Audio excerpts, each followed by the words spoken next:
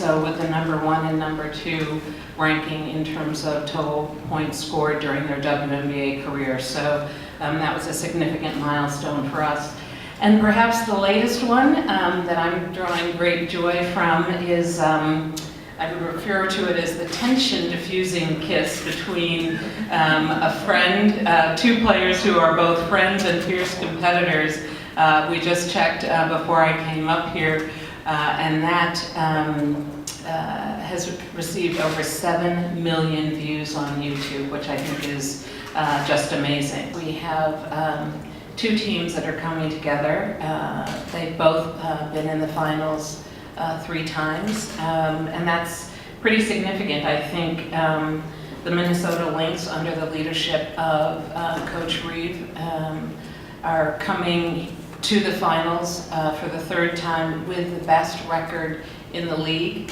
And then we see Fred Williams bringing the Atlanta Dream to the finals for the 3rd time in just a 4-year franchise history. So I think both of those are amazing.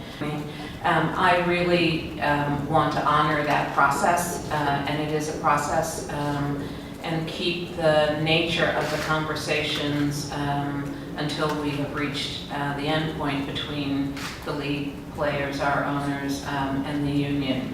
I think you all know that we met in Connecticut after All-Star, and those conversations have continued, and they've continued in a way that I continue to look forward to a point in time where we have a new agreement that bodes well for the future of the WNBA.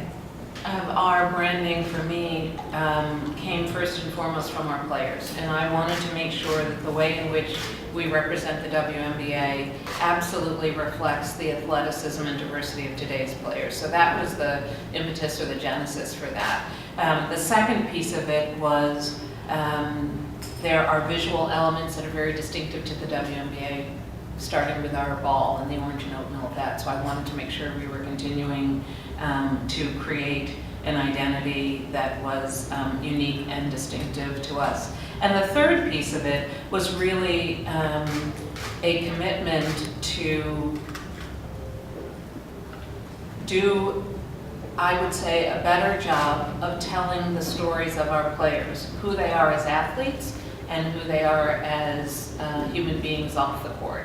And so we spent more time thinking about creation of content that told those stories, and that's why I believe we're seeing the increases on our digital platform as a result of sort of stepping up that commitment in the area of storytelling. I think a lot about expansion, and am very heartened by the fact that there are potential owners out in cities that we haven't been in, cities that we have been in, and so I always want to nurture those discussions so that when we're ready to expand, we're poised to do so.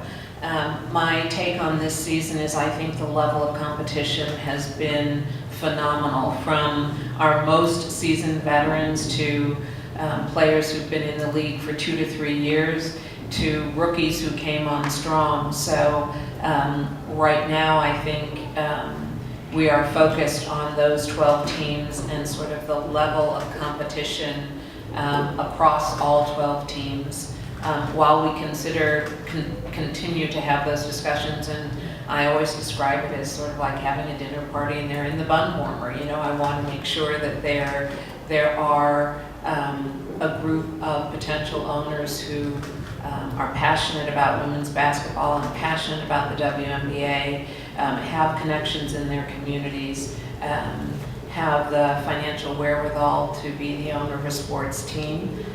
So I'm always happy to have those conversations, have been having those conversations, and I think that's just one of those things that we'll know. You know, we'll get to a point where it just feels right to expand, so it's not like I've got a specific timeline in mind. What's up? This is your boy Jeremy Days. We're here at Target Center. We just had an interview with Laurel Richie, the president of the WNBA. We're here at the 2013 WNBA Finals between Atlanta Dream and the Minnesota Lynx, Game 1. I'll be here for Game 2. We're going to have a good time. Stay tuned, HD Pride. Yep.